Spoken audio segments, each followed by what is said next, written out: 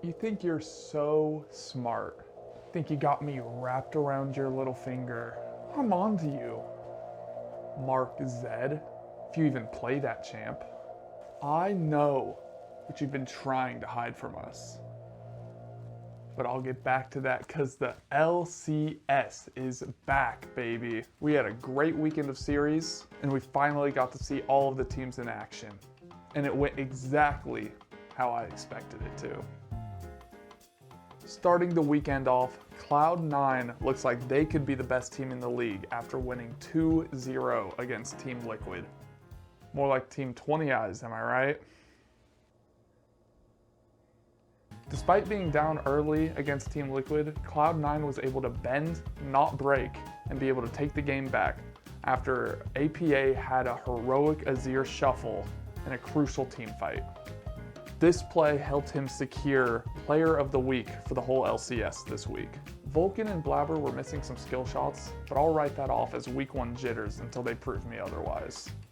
The next series, which was the only one this week to go to 3 games, is Sentinels versus DSG.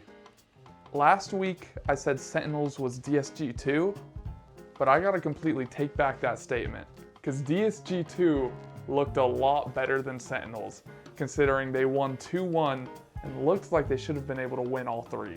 Despite having a sub in the jungle due to visa issues, Disguised was led by outstanding performances from their new mid laner Calmy and their rookie ADC Sajed. Sentinels looked pretty rough throughout the series, with their new jungler Hambach playing like a psycho throughout it. However, Impact did impress me with his performance this weekend. Starting Sunday off was FlyQuest's 2-0 victory over Shopify Rebellion. The biggest takeaways from this series were FlyQuest's hands just being better than Shopify's, reminding me of that old 100 Thieves team, which would be able to just fight you and win the game off of team fighting alone. The other big takeaway is that Shopify just looked uncoordinated. They blew the lead that they had in game 1, and considering they kept 4/5 of their roster, I really wasn't expecting them to look this lost. Finally, the last series of this weekend was Lion beating Dignitas 2-0. At least in game 2, Dignitas looked better than I expected, considering they are the team that has to deal with the most visa issues currently. Palafox looked good against Saint, and Photon's counterpick against Dokla was a huge part of why they were able to play and be in the game. So it honestly makes you wonder what would Lion look like if they were able to have Zamudo instead of Dokla? Would that lead have been as big for Photon? I don't know. However, luckily for Lion, Inspired put on a show and carried them to a win, continuing to show that he is a threat in the LCS. Now, back to the secret that I mentioned earlier. What Riot doesn't want you to know is how good all the new faces to the league are. So I decided to map out all their performances. Not all of these suspects have the same prior experience, however.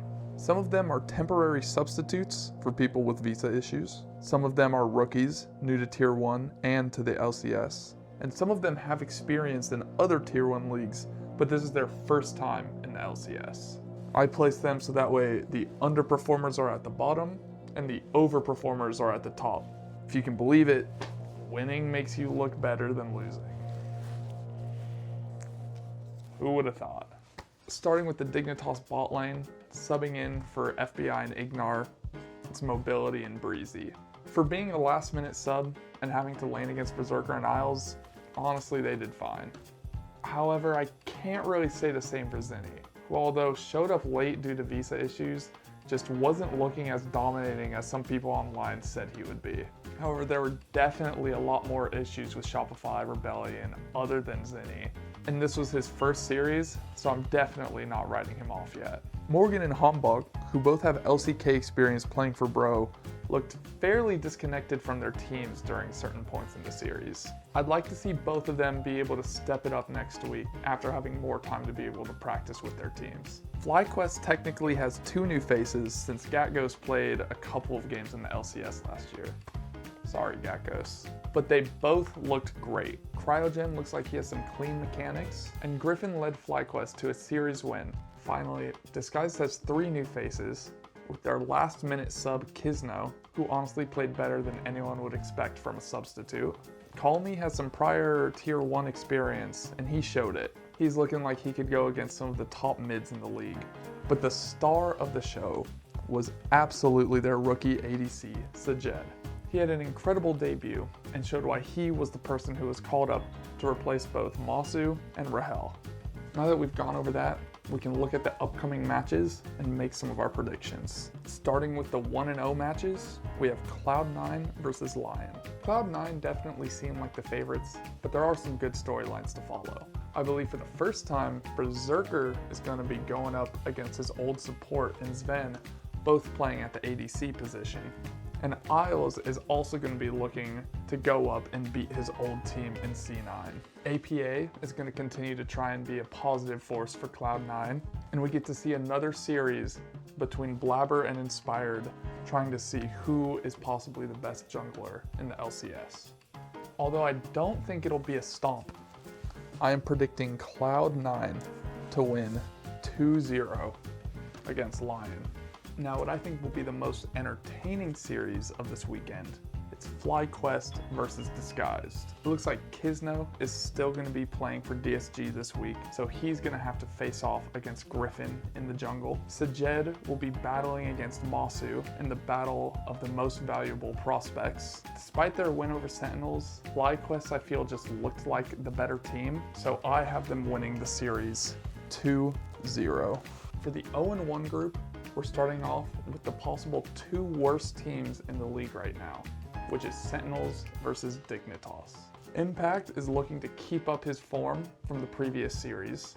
If Mobility and Breezy are still the subs for Dignitas this week, I want to see how they perform against a weaker bot lane in Sentinels is Rahel and Huhi. Although I think it'll be close, I'm predicting a Sentinels 2-1 victory, mainly due to Hombach outperforming XU in the jungle. The last series of the weekend is Shopify Rebellion going up against Team Liquid. More like Team with Quid, am I right? Now, Zinni didn't have a great debut, but if you'll remember, neither did Quid. Will he be able to make an early breakthrough? Although I could see a version of Shopify Rebellion that is able to upset a team like Team Liquid. I think they just looked too disjointed, and I'm going to predict Team Liquid to win the series 2-0.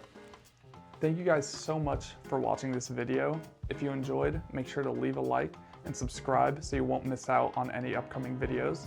I'm going to try and get them out sooner. Unfortunately, with the snowstorm, I wasn't able to get all the supplies I needed in time, so I had to start a little late. Plus, I'm still in my last semester of school, so got to make sure I'm focusing up on that. I've really appreciated all of the support in the comments. My channel hit 100 subs, which is something I've always dreamed of, so that was really awesome. And then the last video has about 800 views, so thank you guys so much for all of the support. If you have any questions, conspiracies, or anything you want to talk about, leave a comment down below. And until next week, take care.